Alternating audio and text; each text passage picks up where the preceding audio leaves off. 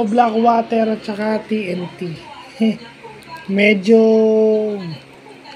mahirap manalo kapag hindi mo na depensahan yung TNT.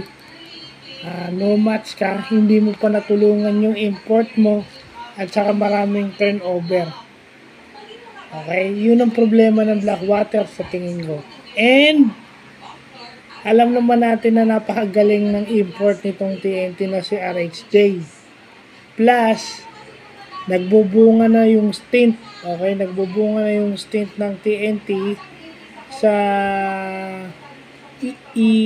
EAS, sa East Asia Super League o EASL. Nagbubunga na yung kanilang stint doon. Kasi they are keeping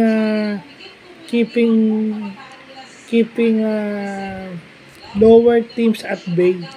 Kumbaga, kung Blackwater TNT, expected mo nang tatambakan ng TNT yung Blackwater. Wala, hindi nila matulungan si Chris Ortiz. Puro turnover. At saka syempre, yung mga bagong player ng Blackwater na pumasok, kulang pa sa chemistry yun. Kahit na sabihin mong magagaling yun. Kiko Katay, si Archie Concepcion. Mahirap manalo kapag ganun. Bago lahat. Diba? Si RK Ilagan magaling na point guard, pero mismatch yun against Kib Montalvo and Jason Castro. So doon pa lang sa point guard position, may distinct advantage na yung TNT. Kasi hindi ka naman pwedeng basta mag-double team kasi may mali libre. Pag may naiwan libre, alam naman natin maraming scorer yung TNT. Maraming pwedeng pumuntos doon.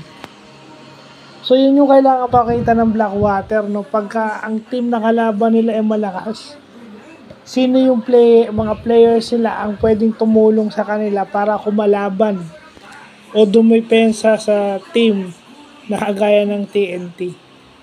Kasi given na yon na pa-scorein mo na si RHJ sa tingin ko. Pagawa mo na siya ng 50-60 points. Pero yung mga papasahan niya o yung mga kakampi niya, dapat yun ang makontain. Kasi hindi naman kaya ni RHJ na kung si RHJ lang mag-isa. May tulong siya. Ilang games na maganda yung nilalaro ng teammates niya, di ba? Dati si Kabuntin lang. Ngayon ilan sila, di ba?